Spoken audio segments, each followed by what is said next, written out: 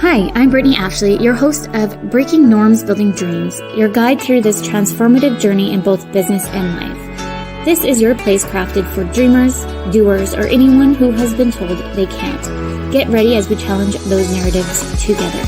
You're tuning in live to the United Public Radio Network, airing on 105.3 and 107.7 FM in New Orleans.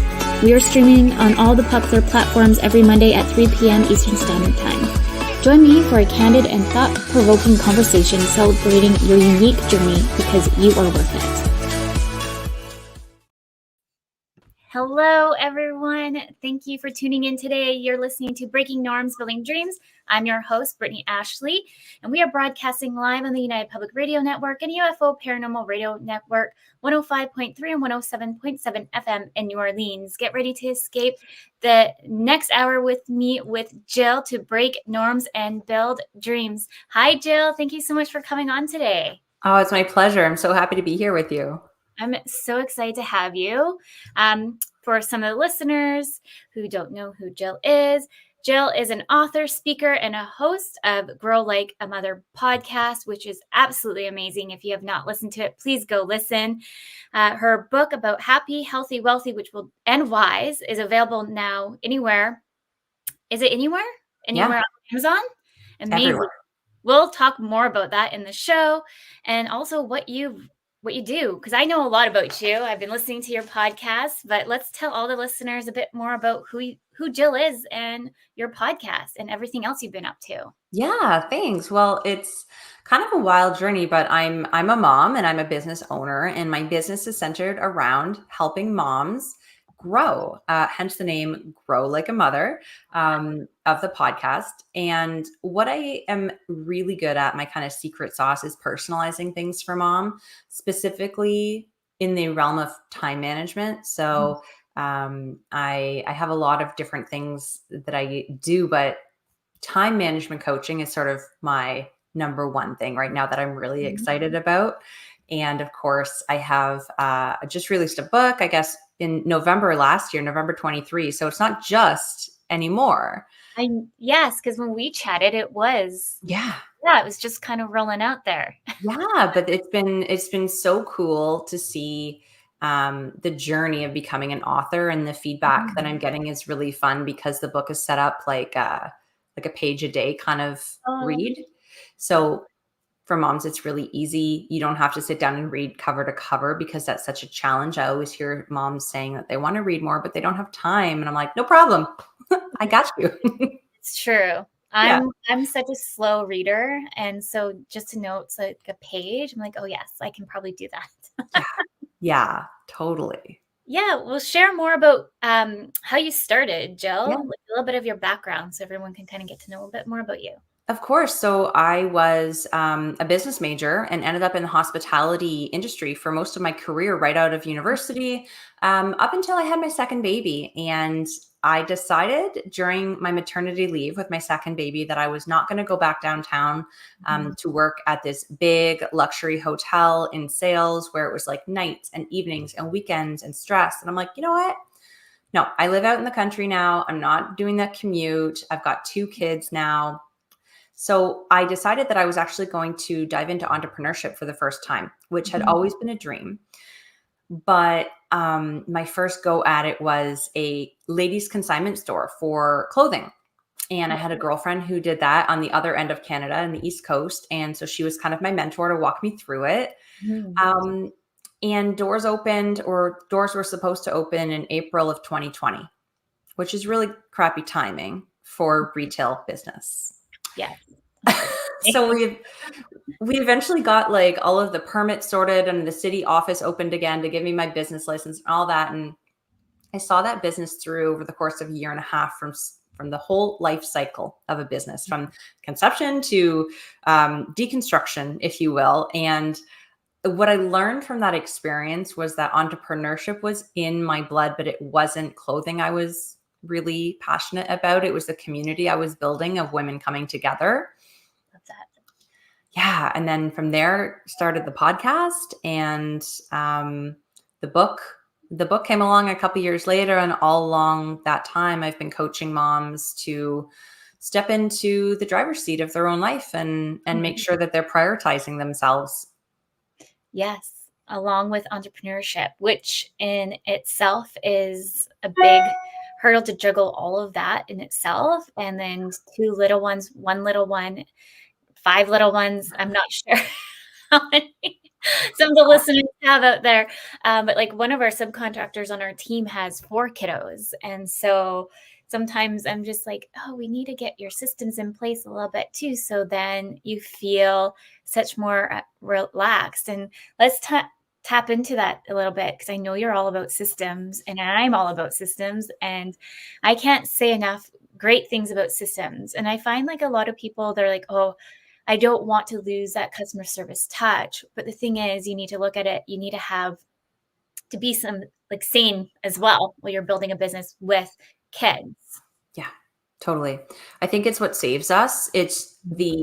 Because with the system, what you're getting is you're getting a hack, right? You're getting a way for something to get done without you mentally needing to think about it each time, which, as women and as moms, we often will carry the mental load of the entire family.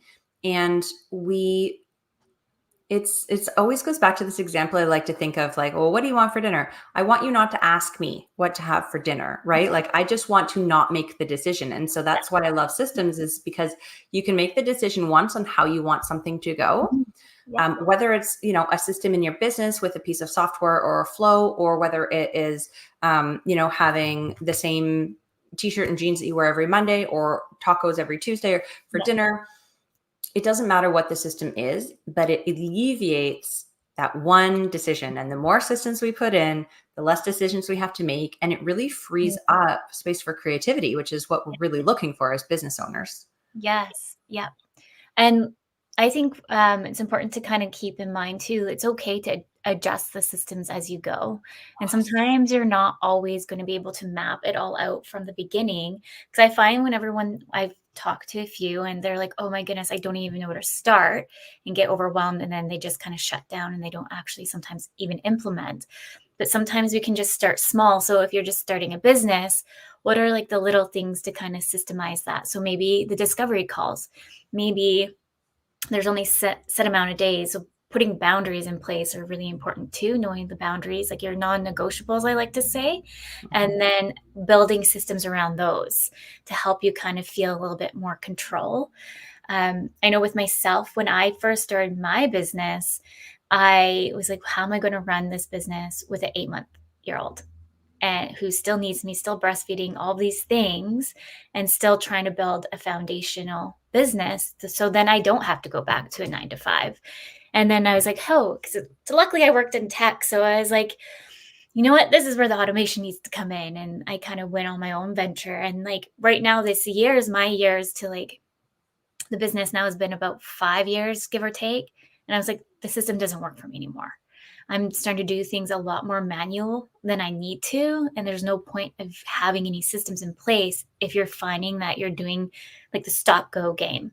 So like I was just telling you before we came on live here, this is the year for system cleanup, system refresh, brand refresh, all the fun things. And I'm excited.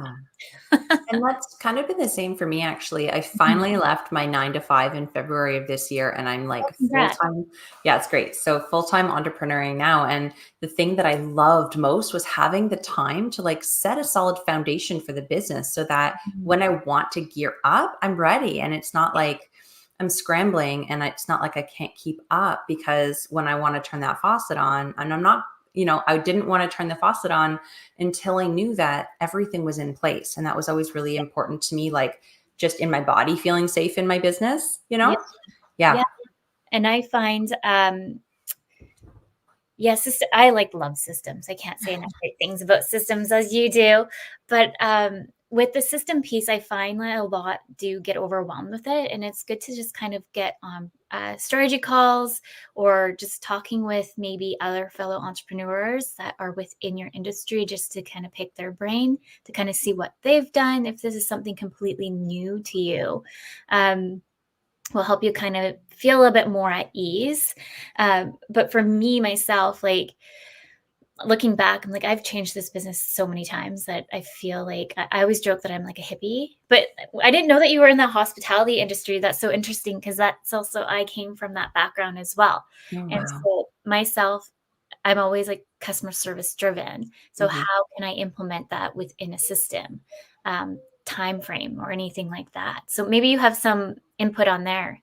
Yeah, I think something that you said earlier really I want to make sure people hear is that you can change your systems. Hmm. They're there to support you for the season you're in. And when your season changes, not if, like when, because everything is always updated, you need to make sure you're updating your systems and making sure they match, right? It's like as you go through your life, you update your wardrobe and make sure that it still represents you and fits you and feels good, right? You update your nutrition plan or your exercise plan, or Hmm. you update your relationships. Sometimes you update the way you parent. So making sure that with our systems, we're really checking in, Mhm. often, whether it be every quarter or whatever feels right for your business, but saying, hey, does this still support me in my goals?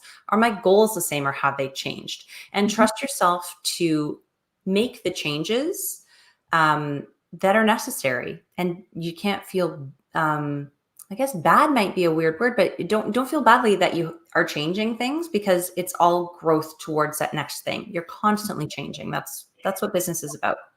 And I think also to add to that, think of what makes sense to you. So for me, like I don't have my phone number on the website. Mm-mm. I will never have my phone number on the website. One, because I don't like phones. I think working in the industry, the tech industry, I was like, because I was admin for a bit there, I was just hated the phones. So just kind of like a PTSD, a little bit triggering for me. So I'm like, I Mhm. don't want phones. And you know what? It's okay if you don't want phones. You can still mold the business into what makes sense to you.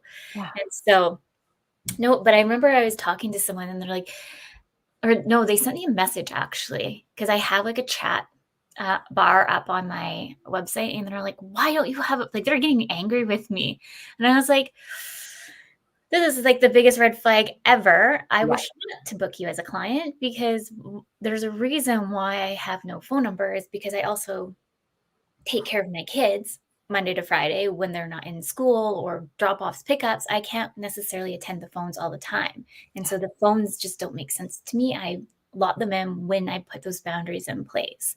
And so just being really aware of your boundaries and your non-negotiables with having kids, parenting is really it's an okay to say no is what I'm trying to say. Oh my God, yes. And it's okay to ask for help when needed too. Like those are the two things I find that most of my clients just it, it's so hard to say no and it's so hard to ask for help, but Yeah. creating the boundaries, and I like to really think about boundaries as instead of putting up a wall and saying no to something, boundaries can feel also like um discovering or claiming what it is that you need and figuring out how to get that thing, Yeah. right? So a boundary could be I need this uninterrupted time with my kids where I'm not worrying about the phone when it's dinner time or bath time or whatever. And so Mhm. how do I get that thing? The boundary is making sure that my phone number is not on the website, right? The boundary isn't I refuse to answer the phone. I don't want to talk to my clients and sorry, this is my way or the highway. That's not the boundary. The boundary is based on what you need in your Mhm. life to make it a sustainable business so that you can show up from a place of like balance and be able to create the product and the service that you're trying to provide for people. Yeah. I know you and I talked a bit about this too. Like, my kiddo is going in to get autism testing, and we're going through the venture of understanding more of neurodiversity. And I am neurodiverse. I'm self diagnosed with ADHD, but I do have dyslexia. And so finding more about that as me as a mom, and then trying to navigate that with the kiddos, like having those time structures are so important because taking them to the different doctor's appointments or just being a little bit more present is so important. So maybe you can shed some light on some time management strategies for anybody Oh my listening. God. Yes. And I mean, we can even tailor it to like momming an autistic kid time management Mhm. strategies because I am there too. But the thing I like to remind people about time management is that it only works if it works for you. So there are strategies out there aplenty. Like you can Google it, and there are pages and pages and pages of time management strategies. But the thing is, not all of them are going to work for you. I'm actually working on, it's coming out next month, but it's a quiz, like to determine what is going to be the best set of tools for your specific personality type for time management. A couple that I find are universally useful for people, though, are to eat your frog. Have you heard of this No. phrase? Yeah, just explain more. I know it sounds so goofy. So there's this productivity consultant named Brian Tracy, and he kind of put a marketing spin or like a productivity spin on an old fable about if the first thing you do every single day is eat a live frog, then nothing worse can happen for the day. That's kind of how the old fable goes. Okay. And so Brian Tracy says, okay, let's think about your frog as a thing on your to-do list that you're procrastinating on, that you don't want to do. The thing that is most important, but you keep putting it off. And so eat your frog is this idea of each and every day choosing the most important thing on your to-do list and doing that first, because it's probably not going to take you as long as you think. It's probably going to take you a lot less time than you've wasted procrastinating on it already, right? It always, if you accomplish a task first thing, especially one that you are feeling hesitant towards doing, you get some momentum from having accomplished the task, right? And so you go into your day having accomplished this big thing. And even if it takes all of your energy and you really did hate it and you just took everything to get through it, you know, you've done the most important thing that day. And if you have no energy for anything else, that's okay. You did the big thing. Yeah. Yeah. I like that. That's so true. Yeah. I'm just like thinking about that right now. This whole weekend, I've been like hyper focusing on trying to get everything in place because I'm really hoping this summer I can like take a little bit more of a step back a little bit and just know that the systems are finally clean or the new website's up. So I've been pushing really hard, but it's been hard. But I like your idea there with, is it called the frog approach then? Yeah. Eat your frog. Okay. Yeah. Eat your frog Oh my approach, God. because really sometimes you don't want to start like with me, like I know my bookkeeper is like waiting for me to get back to them and I'm trying to get everything in place too, because for us it's considered we have to do our taxes in end of June. That's when we fall on for the corporate tax. And luckily, like I was smart to pick that time frame, so it's not like at the craziness of personal taxes and then going into the winter time. I purposely picked then because I knew it's like the perfect moment of chaos. But I'm like thinking here, I'm like, oh, I just need to get that piece done. But then a part of me goes off to the other side. Right. It's shiny objects syndrome. Yeah, you're like, oh, I'll just do all the 100 other unimportant things and feel like I'm super productive because I can say I did 100 things, but if they're not moving the needle to get you toward getting your, books to the accountant, then they're not important. Exactly. Yeah, Yeah. that's the thing, is we need to really start to think about our time in terms of value exchange almost, right? I think burnout happens when the energy we put out isn't being reciprocated back to us. And so we really need to make sure that we're focusing our time on things that are valuable to us. So we're kind of getting that return, not necessarily a tangible return, but a value return nonetheless. So that if you're spending time, cleaning your house, but at the end of the day is always just, if you've got little ones like we do, continuing to be messy the second after you finish it, you're not getting the value return. So that's not a good use of your time, right? Same thing as you would consider budgeting your money. Consider budgeting your time around things and putting the most important things in first and then working the rest around. It's kind of like, have you heard of the analogy of like stones, rocks, and sand? No. So it's this idea of like, if you have a cup, right? And the big, you have like 3 stones, let's say, on how to spend your time. So your big stones or rocks I guess the rocks are the big ones. The most important things you need to do, or the most things that are valuable to, like family, freedom, fun, something like that. So you put your big rocks in the cup first. Okay. And then you put in the stones. So the stones are the smaller things with regards to your time and your values. So that might be like Getting out in nature or like having friends and working out. So the stones then fall, but there's space under the rocks, so you can the stones will fall, and then the sand is everything else. But if you had put the sand in first Yeah. and done everything else first, and then put the medium stones in, you wouldn't have space at the top of the glass for the big rocks, the important thing. So it's the same idea, is that you put the important things first in your glass, and everything else will find space, but your important things are done first. Yeah. I Yeah. feel like the more you explain that, I was like, I feel like I've heard this, or maybe I'm Yeah. having like a deja vu moment. I don't know.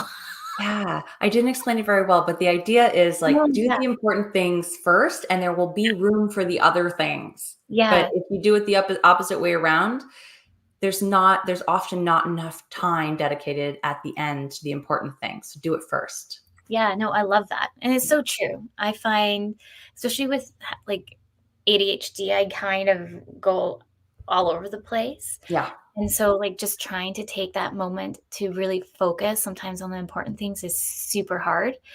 Like, for example, one of the things I'm trying to do is create new portals for clients, and I just need to stand in front of a camera. And the thing is, these videos need to be done because everything like the automation's done, but the videos for these pieces are not done, so I can't push anything live. So it's like this vicious circle. Yeah. I actually had a really great session with an ADHD. She calls herself a neurospicy millennial entrepreneur, and Love she that. has ADHD. And she was trying to get a handle on like, okay, I'm an entrepreneur. I make my own schedule, but like I have ADHD, and so it's really hard for me to figure out what to do with all my time and like create systems Yeah. that I feel good doing. And what we came up with for her, one of the tools was to make sure that that frog or that thing she wants to do that she's been putting off, that Mhm. there's an element of fun attached to it. So Yes. I'm like, okay, either if it's something to do with writing, like grab stickers and fun colored highlighters and markers, or if it's recording something, if you sit at your computer and watch maybe or record, grab a bowl of ice cream or like some popcorn or something and bring that in, or whatever feels fun to you. But if you add that element, that's going to help secure it together. I Yeah. love that. Yeah, because I get bored so fast. Yeah. Like, it's ridiculous. Like, I always joke, like, I'm the worst virtual assistant if you ever need me, because if I know how to do it, then I'm done. Like, Yeah. I'm like, "It's done, one and done. Hmm. On to the next. What Totally. else can I learn?" Yeah, I never figured out why I didn't fit into a 9 to 5 until, like, being an entrepreneur. Because I was like, "No wonder I didn't fit in," because I needed that, like, dopamine to make Yeah. sure that I was constantly learning or whichever to propel forward. Um, I just want to talk about balancing responsibilities a little bit, because as moms, parents, we have a lot of responsibilities. How do you balance and juggle everything in between? I always like to think of balance as a verb, not as like a destination. So it's something I'm constantly doing, is like balancing all the priorities, because Mm. everything is changing in terms of its importance, right? Depends on the timing. It depends, if there's a kid that fell down and is bleeding, that's obviously going to take more importance Mhm. over the email that has to go out today because there's a live person bleeding, versus an Yeah. email. Even if I set myself up for a timeline, that can wait. But if there's no bleeding child, that email is top on my list, right? So it depends, and it's a constant balancing act. But something that I find most helpful is making sure that we're resting in the proper way, so that we can show up when we do need to put in extra energy in one place or another. We're coming at it from this place of feeling more full from ourselves, Yeah. and not trying to just run on empty. Some of that can look like, I mean, each person's rest is going to look different based on a lot of factors. I specifically like to look at their human design type, Mhm. and figure out what kind of rest is suited for their like their basic energy type. Um, but asking for help, creating breaks, making sure that you're prioritizing rest in a way that feels good to you. Like someone who might be a generator in human design, isn't going to do well with sitting and meditating for their rest. They could think of nothing more like less restful than that. They are going to rest by like going for a walk or doing the dishes or having some sort of busy work to keep their body busy. Right? Yeah. That's me. Sound familiar? Yeah. Yeah. I'm trying to remember what exactly I am, because what was the name of that you just said for the human design? Generator. Yes. I'm a manifesting generator. Okay. So a manifesting generator is an interesting one because you're kind of a combination of the two, and you could fall on either end of the spectrum, like more generator like or more manifestor like. Right. Mhm. And there's also like when I'm talking about productivity and work with entrepreneurs, one thing I always remind them too is like, listen to your cue to stop. And so for a generator or a manifesting generator, that cue is frustration. Like when you're feeling frustrated, stop what you're doing, walk away. You're not going to make any more progress. It's more productive for you to stop, take 5 minutes, do Yeah. something else, and come back to it than it is to power through. Yeah. So those cues are different for each energy type. But yeah, something I'm diving in a lot more to lately is kind of syncing Yeah. up the human design and time management. It's kind of fun. Oh, that's really neat. Yeah. Yeah, I started kind of navigating more into that this year, Yeah. and just seeing what I am, and it's so interesting to kind of read that more. So anyone listening, you can definitely just Google it. Use Google as your friend, and there's free quizzes to kind of see where you kind of line up. Actually, one of my subcontractors was like, "Have you ever done your Myers-Briggs model?" And I was like, "I feel like I never get the same results, though." That's the thing. Those kinds of, it's funny because like an Enneagram or a Myers-Briggs or something like that, it depends on where you're at in your life. Or if you've ever done those, like, I used to get corporately trained on this all the time in hospitality, like your colors, they had like red, yellow, blue, green. And every job I was in, I had a different color. And it was based on like my role. If I was a detail oriented job, like maybe I was a coordinator for somebody, then I was more blue, which was detail oriented. But if I moved into like a sales role, then I'd be more yellow. And because I was interacting with people as my role. So Hmm. it is really interesting. And there are other ones like, let's say, human design or astrology or something like that, where it's set based on your birthday. So they don't change. But with those, what changes is like what's happening in the stars, So there's always moving pieces. It's so Mhm. interesting. That's so interesting. I Yeah. love that. Yeah. We're already at the 30-minute mark for those just tuning in. You're listening to Breaking Norms, Building Dreams. We're live on the United Public Radio Network and UFO Paranormal Radio Network, 105.3 and 107.7 FM in New Orleans. Can you believe it? We're already 30 minutes in. My next question is self-love and well-being. As moms, Mhm. it's very difficult for time. It's so hard because of it, especially in the beginning of, your baby's life. Each and every baby, you're going to experience this over and over, is that they need you so much more in the beginning. Of course they do, right? But as they transition out and become a little bit more independent, moms sometimes have a hard time transitioning out of being needed. And even if they can allow themselves a little bit more space, they don't remember what they like to do in that free time that they're not used to having anymore. Mm. I like to give moms an opportunity to start slowly with this sort of self-love, self-care, time for self by each week just finding 60 minutes. And if you can't, then 30 minutes is a good start. But like put it in Like, your calendar. It doesn't need to be the same time or day each week, just once in the week. Make sure that you are putting aside time, but with no expectation of what you do with it. And you mhm, can show up in that time and just ask yourself, like, what do I need? Like, do I need a nap? Do I need to call a girlfriend? Do I need to watch funny YouTube videos and get a laugh? Do I need to move my body or do I need rest? Do I want to read and do something like for my mind, or do I want to zone out and maybe try to meditate? Is it, mhm, like showing up with no expectation prior of how you're going to feel in that moment, and mm, allowing yourself to start to just trust, okay, what do I need in that minute, in that moment? mhm. Because then you're practicing this skill of prioritizing what you need, even if it's for a short time. And I like that's something I'm still trying to navigate for myself. And like let's just talk a little bit too about mom guilt, because Mm, I feel like if I take that self time, then the mom guilt comes in. But then I'm doing like all the other things on top of it. And like with my ADHD, especially this year, I don't know what it is, but it's to the point where my anxiety's been like so high that I'm just like, it's easier for me to just sit there and watch TikTok to zone out mhm. and like regenerate a little bit. But then I also feel guilty. So it's like the Yeah, which I get one? that. Well, I think that like the zoning out on TikTok can be it can be a really good way to rejuvenate and regenerate yourself, right? Mhm. It's a way of like clearing the mind. You literally do not need any cognitive function to be able to just sit there and zone out, right? But the guilt comes, I think, from not feeling like you use that time to do something.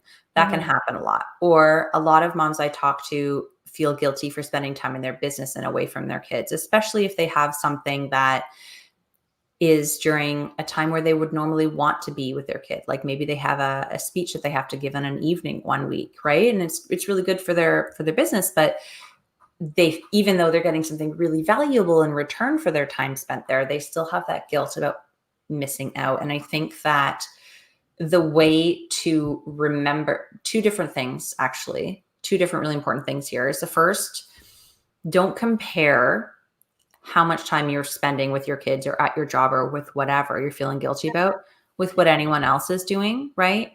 I think that social media can give us this warped perception. I know this is not a new concept. We all know that we get each other's highlight reels on social media, right? Yeah.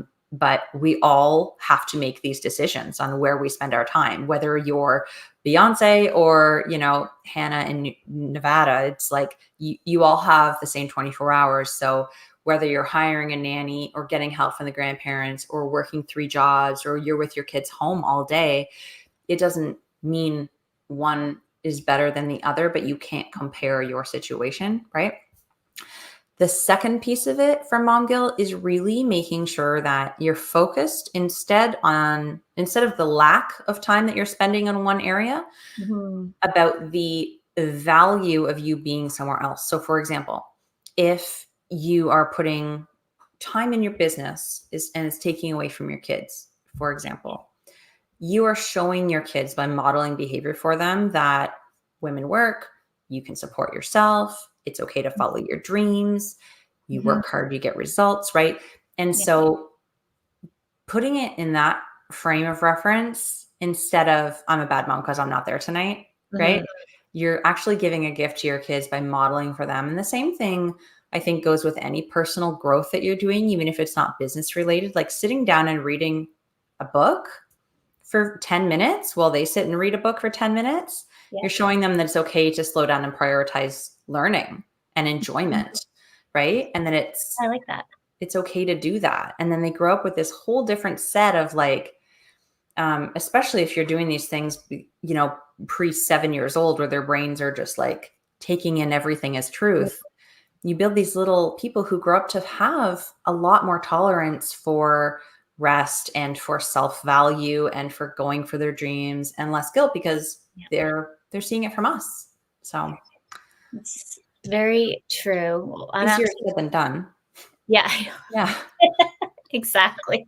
Anyone listening, other parents are probably like, We get it. because mom guilt is brought up quite a bit. And then the unfortunate thing is well, in this generation with social media, we do have a lot to compare ourselves to. And Mhm. unfortunately, for women specifically, we have a lot sometimes of don't look like this, do X, Y, and Z. You should be wearing this, or you know what? It's just like endless. And so when you're starting to go on that social media like downward spiral, it's really hard to sometimes get yourself out. So I think to remind people to like remember that you never know what's happening behind the scenes is really important, Mhm. and trying to put yourselves in other shoes and giving people that kind of grace as well and hold back judgments, because I feel like sometimes we always go in that negative state. It's just ingrained in all of us. Sometimes we do unfortunately judge others, but how can we switch those narratives so when we start going into that judgment state, to think more positively. I can't remember what I did. It was like it's a coaching technique for coaches, and we're all kind of broken up in different tiers. No matter what, we're all have judgment in us.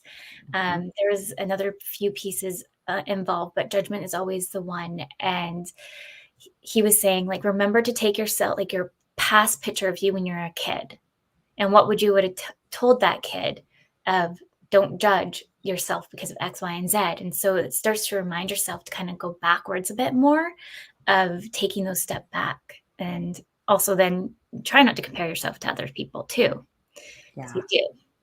I love that. And it's the same thing you like with your own kids. Just what would Mhm. you tell your own kids in that situation, right? Or what would you want them, how would you want them to start going through their lives thinking about things with less judgment on themselves or on others, right? Like, yeah. Mhm. Yeah, 100%. I this is a funny thing that happened on the weekend. We're gonna rewind this for my daughter's wedding if she ever gets married. So we got a phone call from the principal, and they're like, "Oh, we don't know how to tell you this, but your daughter ate some fertilizer." Oh God. Oh, I'm just sitting there. I'm like, I don't know what to say about this. That's a first. Yeah. I'm like, that's a first. And they're like, can we just make sure that we tell them not to eat things off the ground? I'm like, oh, 100%. That will be our first discussion when we get her. And I was like, you know what? She probably's been influenced. It's Yeah. my first thought. And when I went to go pick her up, there she was, hand in hand with another little girl. I'm like, I knew it. Hmm. Yeah. And just like our kids are having these Yeah, influences all the time, so are we, right? Like it's, exactly. yeah. Would you just think the young self would, if you were influenced to go get told, by the way, she's fine. We call it poison control. All is good. It was just, apparently she didn't fully eat it. So we're good. Just a Um, taste. a side note there, just in case anyone's very stressed out. Um, but she was like, oh, well, because she did it, I did it. And so you have to start thinking too, just because you're a parent going through something and looking at social media because they did it doesn't make sense for you to do it. Yeah. Like maybe not eating fertilizer, but just to kind of put that a little bit more in perspective a bit more. Yeah. And even we can take that further and talk about trends as business owners, right? Mm, Especially in the lens of social media, in the TikTok reels or like the voiceovers or whatever the dance trend is, right? Like just because that's a thing that's out there doesn't mean that that is the right thing for your business. Like really remembering to trust in your brand, what feels natural and right to you, showing up in ways that are authentic instead right. of getting wrapped up in all of these because they're never going to stop. What does the algorithm say? What is the popular trending audio right now? It's like if we can stay in our lane and focus on what we know works Hmm. and what we know is true for us, we're Yep. always going to get better results than spinning our wheels trying to chase the shiny new thing. 100%. We Yeah. just did like a brainstorming session, and this particular person was like, just talking about social media, being like, I feel like I need to really show up. I feel like I need to put my money and hire somebody to do social media. And I popped in and I was like, well, like, what's your return on investment? Does it Yeah. make sense for you to actually be there? Because I'm going to tell you right now, you're probably putting money down the drain. I'd rather you show up that's more authentic to you, like you're just saying, and be true to who you want to be. So, what do you like? And naturally, they love doing YouTube videos. And I was like, then do that. Yeah. And then you can cross promote those to other channels if you want to. Yeah. Use like a social media management tool to cross promote. Make sure you're showing up right here, and that's your focus. And that's where you get your return on investment on. And voila, you're still tapping everywhere you need to, but you're still being authentic to who you are. Yeah. And I feel like because there's so many marketers, there's so many pick a niche or all these things. I think like even to this day, I never niche down, and I'm a marketer. Yeah. Uh, I just say just whatever feels right. And if you feel like you're in alignment with those clients or those prospects, then really nurture them, and one thing will lead to another. Yeah, with the business and momhood, um, I want to ask about being present because we talked about self love, balancing time management, but how about being present? That's a really hard one because we've got the like I always like to think of them as like B reels in the back of your mind. Like even though you're in something, there's other stories playing. Oh, I gotta do Yeah. this. Can't remember. Can't forget this. Or what am I gonna do about this thing? Oh yeah, the school form that needs to be signed, and like all of these stories, thoughts, Mhm. and seemingly important things running in our brains at all time, which prevent us from being present. And this morning I realized like our phones. Obviously, I'm sitting on the couch with my son trying to check an email while he's doing something on his phone and he's just quiet. But then he's like, well, watch this thing with me. And I'm like, yeah, but one sec. I just need to like real quick do this one thing. Right. Yeah. But no one else is up. And it's this sweet, quiet time that just he and I have together. And I'm like, okay, like you can do this email later. But really, I'm like, oh my God, I just need 2 seconds. But to be present with him in that moment requires me to sort of sacrifice a little bit in terms of the other thing on my plate. Mhm. But knowing that, I always like to set up my day to know that I have 20 minutes set aside to do those types of admin things in pockets throughout the day, maybe, so that I'm not stressed about, okay, if I don't do it now, that's fine. I'm not going to forget because I know coming up, I've got that time set aside to do that. That really helps me. Another thing that really helps me to be present in whatever role I'm in, whether it be like girlfriend, mom, business owner, um, Mhm. is having like an opening routine and a closing routine for the job. So, Yeah. for example, when I sit down to work, I always like light a candle, set an intention for what I want to get done or like how I want to show up in that time. And when I'm done my work for that time, it's always okay, blow out the candle, shut the computer screen, like off I go. Um, Mhm. at the at the times where I'm transitioning into picking my kids up, it's always okay, specifically like after school pickup, because I've had my brain going a million places all day for my job, right? But I pick them up. I'm like, okay, bring all that energy back to me. How do I want this next 2, 3 hours to go with these kids? What have they been experiencing today? And just like switching my mind to put the focus on them. And then once they're in bed, whatever the case is for my next job, right? Or on the weekends is different. And each piece of my day throughout my business is different as well. So I find that having something to anchor you into starting and finishing the role that you're doing for the hour is really helpful. Mhm. I like that. Yeah. I'm still learning to like we're almost I can't believe almost a full year into school.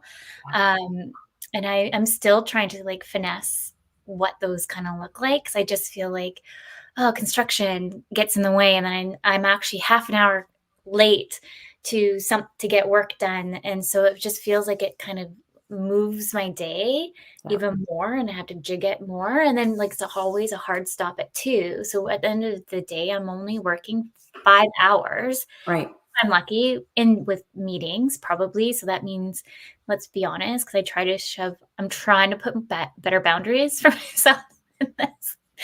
But sometimes I shove 5 meetings in, so Wow. that takes up a lot of time, Yeah. and then really I only have about 1 hour of work, and then I have to go pick up the kids, and then it's like going back into work at 7 o'clock at night. So for me, though, I find, like, I'm more creative at nighttime. Mm.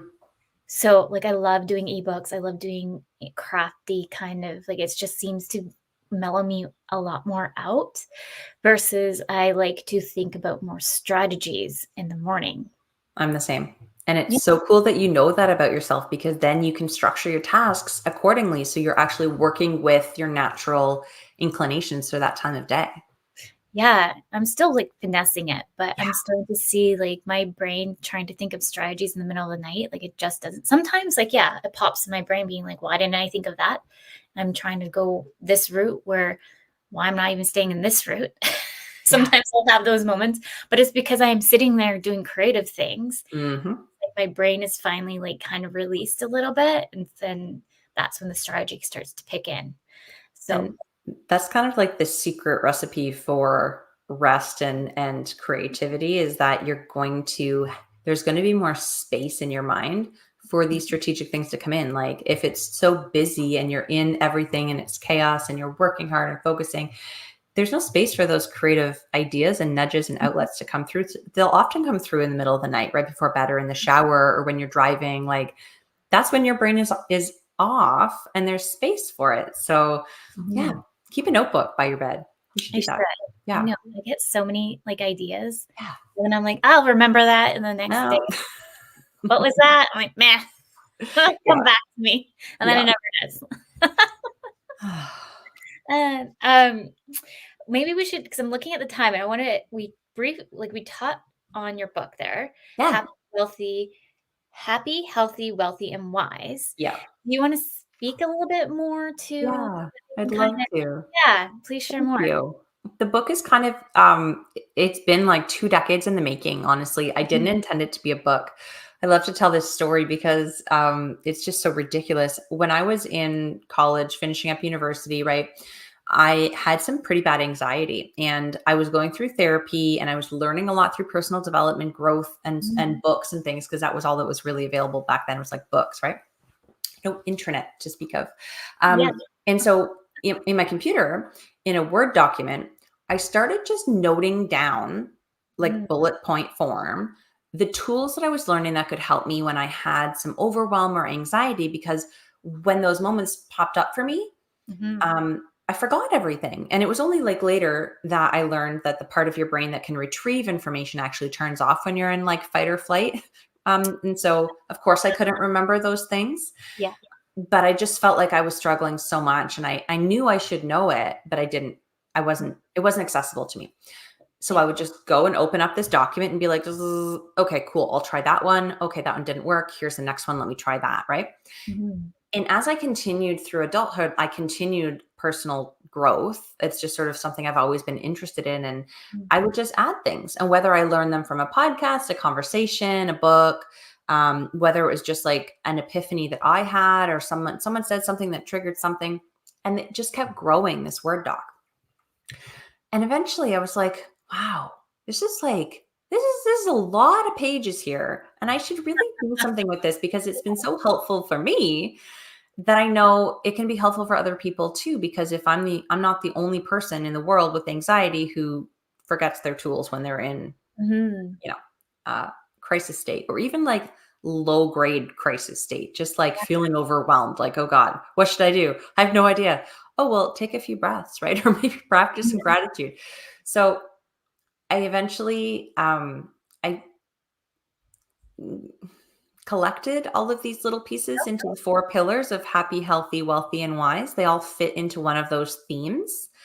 And so the book is really just set up as those 4 chapters, and each bullet point that was in my Word doc is a page. And then it's coupled with a quote, an affirmation, a journal prompt, a question, something that relates to that thing. And the idea is that you pick it up, read one of the pages, flip through, find something that's going to speak to you that day, and use it either as something to reflect on before bed or first thing in the morning, so that you can kind of keep it top of mind for the day. And there's all kinds of different topics in there, but it's just a tool to help you live better, live an extraordinary life, but without having to do anything crazy to get there. Love that. And any of the listeners listening on actually, maybe I'll just put it in the chat too. Yeah. Let me just open it. It's right here, looking at the front here is the name of the book, but just let me put it in the chat. So anybody listening on the fly, they can grab the link to the book. Totally. And you mentioned that they can get it on Amazon. Yeah, it's on Amazon, Barnes & Noble, Chapters Indigo, Walmart, Target, anywhere. Amazing. Yeah. I grabbed it. There we go. Awesome. The chat here for everybody. It's just pushing out for everybody. And then we also have, that's kind of gearing through. There was the other item here, the framework. Yeah, so that's the framework that we chatted on. You want to tell everybody about that?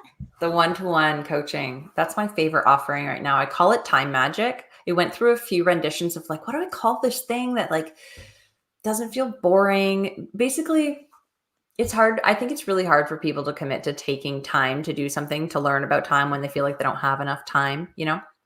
So I always say if you spend 2 hours with me, you'll get an hour back in your day every single day from the tools you're learning. So it's well worth the time you're spending. But we go through and we start with a quiz to figure out like what personality type they are so I can develop a toolkit specifically for them. We talk a lot about weekly planning, self-care practices, boundary setting, and do a lot of breaks in between to integrate what you're learning and also to implement the tools. So at the end of the time together, we sit down, do a couple of things, and we meet up 2 weeks later so that we can check in like what happened with these past 2 weeks. What tools have you tried? What have you not? Where do you need further support? Can I offer some more tools? Because I always want to just like give and give and give, but sometimes it's too much all in one session and you need a break to like try them. A little break. Yeah. So no, it's super fun and it's totally personalized to each person. Like what are their external circumstances that they can't change? How many kids do they have? What is their job like? How much support do they have in their circle? You know, like what are the time commitments that they have? What do they want to do that they're not doing? All of these different pieces come together and they walk away with this feeling really confident and solid that they're able to do the things they want to do without feeling stressed out. And we eliminate a lot of that guilt through the session too. Love that. Yeah. I always say everyone needs a coach. Yes. Totally. Doesn't matter if you're in business, life coaching, whichever, everyone needs somebody to talk to. And one of the previous shows we mentioned, like it's okay to kind of go through the ebbs and flows of like meeting other coaches, because sometimes it takes time to find the right fit for you, or counselor. Exactly. Alon, who was a counselor, and that was one of the other topics that we kind of touched on as well. It's just kind of like when you're looking for a service or even a piece of clothing, you want to try it to see, make sure it fits. Yeah. It's not like if you go into a store and you find a t-shirt that's not quite right, you're like, I'm done with t-shirts. No more t-shirts for me. You know, like you're not going to find the right one in the first time necessarily. The same thing is true with a therapist, a coach, a life partner, like a friend, all the things. Yes. 100%. Yeah. So always make sure you also try to go on discovery calls too, and just get those little kind of connection pieces. Yeah. I'm just looking at the time. I thought maybe we can end with kind of wrapping up on like mindset and positive thinking. Mm-hmm. I feel like right now I've been meeting a lot of different entrepreneurs, moms, parents, and unfortunately with the market here all over the world, Canada, it's been interesting for a lot of entrepreneurs. I know a lot of people are losing clients left, right, and center. It seems like I just feel like we all just need to ride the wave. And one thing like what we're doing is fixing our systems, a slight rebrand, I would say, and thinking of different kind of strategies of adding on more services so we can accommodate more to these changes. But do you have any tips and tricks for a positive mindset? Mindset is something that is integral for no matter what you're doing in life, right? It's one of those pieces that is a constant practice. And the biggest piece of it for me is just remembering that you can control it and that your mindset dictates every piece of your life. So there's a lot of benefit to mastering the mindset and to being in control of the thoughts that are going through your head, because they do present your reality, but it's also an enormous task to be focused on that all the time. It's exhausting, right? So when I'm first talking to people about mindset, the thing I try to get like clear on is that it's always impacted, like it's always there. Mindset is always there, but it doesn't need to be top of mind all the time. It's good enough to start small. It's good enough to catch yourself if you're having a bad moment and have some tools to change that mindset. I even learned one from my hypnotist the other day about like when I go into stories and spinning about self-worth, right? As a business owner, like, oh, my product's not valuable. Oh, no one's going to buy it. Blah, blah, blah. Like we all have these stories, even though like people are buying it and it's fine. We still have them. Yes. She's like, just grab something, like whatever, and just slowly start to move it from hand to hand. And what this does is it like disrupts your brain pattern. So the story stops, right? It's the same thing. It's not necessarily demanding of yourself to have a positive, growth focused, abundant mindset all the time. It's noticing where you're at and in that moment, just making a small shift. Of course, you need to know the tools or learn the tools that work for you. But one thing I heard was that really stuck with me was if you imagine a scale of emotions, right? And you can find these on the internet. They're like high emotions are like love, gratitude, whatever. And then you go down and down and down. And at a certain point, it's like neutral emotions. And then you get into like fear, hatred, resentment. Wherever you're at on that spectrum of emotions, you don't need to shoot for the love and gratitude. You literally just need to shoot for the next level up. Just Interesting. the next emotion up, right? Something different than where you're at. And that is a mindset win. And the more that you do it, the easier it becomes, because if we can move something into the subconscious mind, it becomes a habit. We don't need to think of it anymore. And mindset's the same. We can do that with our mindset. And one tool that I find very effective for that personally is hypnosis. Never tried hypnosis. Yeah, I love it. That's so neat. Yeah. Oh, well, thank you for that. Yeah, I find that's definitely something I've had to master along the way, but I'm not by any means by any expert. But I feel like as I built this for the last 5 years, having like a strong mindset really helps you push forward, because entrepreneurship is hard. Parenting is hard. So the combination of the two, it's just how can you look more positive forward in whatever shape and form that might look like to you, will help you kind of take that one negative step back forward again. Yeah, absolutely. Well said. Yeah. Well, thank you, Jill, for coming on the show. I'm so excited for your book. I'll have to get it. And I'm coming on your podcast. Let's just quickly talk on that before we jump off here. Everyone can come and see your podcast at Grow Like a Mother. I'll put that in your social media link down below as well for everybody. But do you have a range with guests on the show, just for anybody kind of listening, thinking of listening, what they're going to expect? Yeah, totally. So, I mean, I have business owners like yourself who come on and share about their journey. I have people who are in the parenting space. I actually had someone who was on specifically to talk about ADHD in kids and raising them. And I have people talking about lots. I have so many sort of woo people now that I started a Woo Woo Wednesday segment. So we talk about like energetics and manifesting and dreams and crystals. And then we also talk about growth and habits and mindset a lot, and feminine power. Some people come on and talk about it. Literally runs the gamut, which is so fun. I'm in season 3, so there's a lot of episodes on a lot of different topics there. There's certainly something for everybody, but it's focused and geared towards moms who want to work on themselves and remember who they are outside of that role of mom. Love that. And we chatted on time management and imposter syndrome. Yeah. So if anyone wants to, when is that going live? Oh, soon. I know we timed everything in accordance. So anyone listening, I'm curious. I'll fill you in after. We'll get the exact date, but it's soon. Perfect. And I'll put it in the chat for everybody listening. But yeah, I'm going on Jill's podcast too. Part 2 conversation. I'm excited. Well, thank you everyone for listening today. Thank you everyone at the United Public Radio Network and UFO Paranormal Radio Network. Next week, we have Nadine coming back, who is a life coach, mom coach, all of the great things. She comes in every month. So I'm excited to have Nadine back. So with that, next week, remember your journey is unique and your worth is unquestionable. Thank you again, Jill, for coming on.